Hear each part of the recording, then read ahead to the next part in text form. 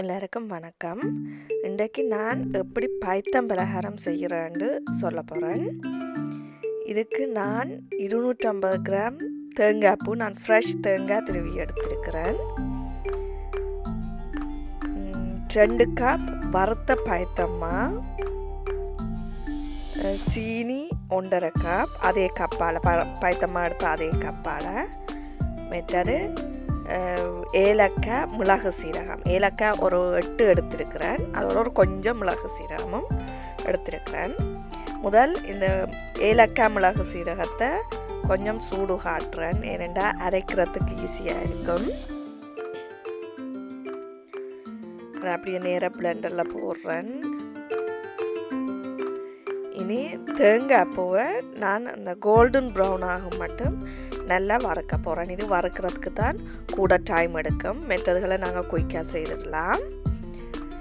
நாங்கள் மெல்லிய நெருப்பிலேயே வச்சு வறுக்கணும், ஏனெண்டா அப்புறம் அடியில் குயிக்காக கருகிடும். இப்போ மெல்லிய நெருப்பில் கொஞ்சம் டைம் எடுக்கும். ஆறுதலை நாங்கள் வறுத்தெடுப்போம். இந்தளவு ப்ரௌன் ஆகும் வரை வறுத்தெடுத்து ஆற விடுவோம். ஆற விட்டுட்டு பிறகு பிளெண்டரில் போடுவோம். அதுக்குள்ள நான் 1.5 கப் சீனியும் அந்த வறுத்த தேங்காய் பூவை ஆற விட்டுட்டு அதையும் போட்டு கிரைண்ட் பண்ணுறேன்.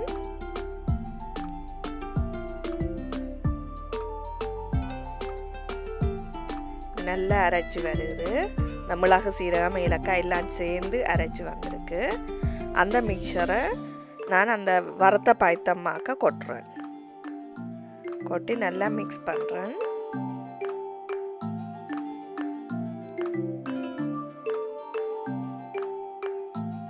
நான் இதுக்கு நல்ல ஹாட் வாட்டர், நாங்கள் அந்த புட்டு இடியப்பம் குழைக்கிற மாதிரி நல்ல சுடு தண்ணியில் தான் இதை குழைக்க போகிறேன். கொஞ்சம் தான் தண்ணி தெளிக்க போகிறேன். கணக்க தண்ணி விட்டால் அது களியாகிடும். சும்மா கொஞ்சம் கொஞ்சமாக தெளித்து அதை பிடிச்சு பார்க்க, அதை பிடிபடக்கூடிய மாதிரி வந்தால் தண்ணி விடுறதை நிப்பாட்டணும். இவ்வளோ தண்ணி தான் விட்டு பார்க்கணும். பிடிச்சு பாருங்க. பிடிபடாட்டி இன்னும் கொஞ்சம் விடுவேன். பிடிபடையில் அப்போ இன்னும் ஒரு கொஞ்சம் தண்ணி தெளிச்சிட்டு அந்த தேங்காய் பூவில் இருக்கிற எண்ணெயே சேர்ந்து அந்த மாவோட பிடிபடும். அந்தளத்துக்கு நாங்கள் பிடிக்கணும். கொஞ்சம் கஷ்டமாக இருக்குத்தான் பிடிக்கணும், தண்ணியை கணக்க விடக்கூடாது. பார்த்திங்கன்னா அந்த எண்ணெய் வருகுது பார்த்திங்கன்னா, நல்லா இறுக்கி பிடிக்கணும், இல்லாட்டி பொறிக்க உதிர்ந்துடும். வெளியில் எண்ணெய் வர அளவுக்கு பிடிக்கணும். அதால் நான் ஃப்ரெஷ் தேங்காய் பூ போடுறேன். ஃப்ரோசன் அதுகள் போட்டால் இவ்வளத்துக்கு வராது. எல்லாம் பிடிச்சிட்டேன். இதை நாங்கள் ஒரு 2-3 ஹவர்ஸ் அதை செட்டாக வைக்கணும். செட்டாக வச்சுட்டு பிறகு இனி அதுக்கு மாவை ரெடி பண்ணுவோம்.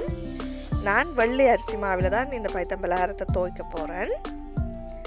அளவாக தண்ணி விட்டு நல்லா திக்கான பேஸ்ட்டை எடுக்கணும். அதுக்கு கொஞ்சம் உப்பும் போட்டு நல்லா திக்காக எடுத்தால் தான் இந்த பைத்தம் பலகாரத்தில் நிற்கும். அதில் துவைச்சி எடுத்து நான் பொரிக்கிறேன். இதுக்கு போட்ட உடனே நாங்கள் அகப்பை வச்சு கிளறக்கூடாது. ஒரு 3-4 மினிட்ஸால் தான் நாங்கள் அதை அகப்பையை வச்சு திருப்பி விடணும். திருப்பி விட்டு எடுத்தோம்னா இப்படி நல்ல வடிவாக பொரிஞ்சு வந்திருக்கு. ஒவ்வொரு ஊரில் ஒவ்வொரு விதமான பைத்தம் பலகாரம் செய்வினோம், வித்தியாசமான முறையில் செய்வினோம். நான் எவ்வளவு ஈஸியாக நாங்கள் செய்கிறோமோ அப்படி நான் செய்து காட்டியிருக்கிறேன். நீங்களும் ட்ரை பண்ணி பார்க்கலாம்.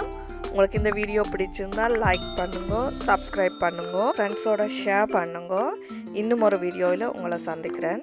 நன்றி.